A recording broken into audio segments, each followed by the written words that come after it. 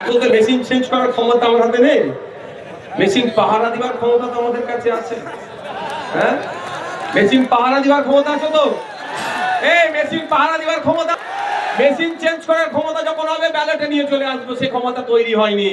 কিন্তু এখন ক্ষমতা তৈরি হয়েছে, আমি রক্ষা করার ক্ষমতা আমার আছে। তো আপনি যেটা বলছেন ওই গল্প আর এখানে বাংলায় খাটবে না।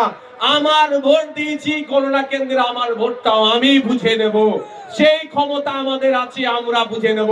তাই হরিয়ারপাড়ার মানুষকে বলবো, কে কি গল্প শোনাচ্ছে দেখার দরকার নাই। আসুন আইএসএফ এর ছায়াতলে 2026 সালে হরিয়ারপাড়া থেকে একটা নওশাদ সিদ্দিকীকে আপনারা আইনসভার মধ্যে পাঠান। ভাঙড়ের এক নওশাদ সিদ্দিকী যদি 293 টাকা হিলিয়ে দিতে পারে, হরিয়ারপাড়া থেকে যুক্ত হবে, ফারাক্কা থেকে যুক্ত হবে, শামসেরগঞ্জ থেকে যুক্ত হবে, জঙ্গিপুর থেকে যুক্ত হবে, মোথাবাড়ি থেকে যুক্ত হবে, সোজাপুর থেকে যুক্ত হবে, পশ্চিম বাংলার বিভিন্ন প্রান্ত থেকে নওশাদ সিদ্দিকীর সাথে যখন যুক্ত হবে, এরা অন্যায় করাটাই ভুলে যাবে।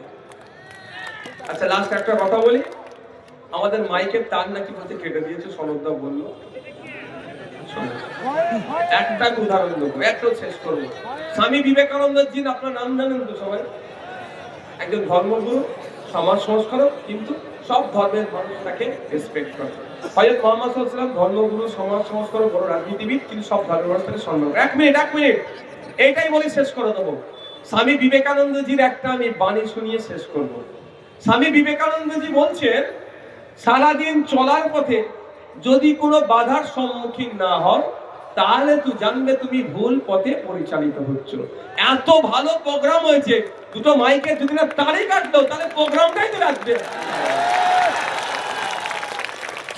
কারো জ্বলন হয়ে তার কেটেছে, আপনি সঠিক পথে আছেন বলে তো মাইকে তার কেটেছে, ভয়ের কি আছে? তার কেটেছে, তারা কিন্তু লাইভে সব শুনছে, খোঁজ নিয়ে দেখুন।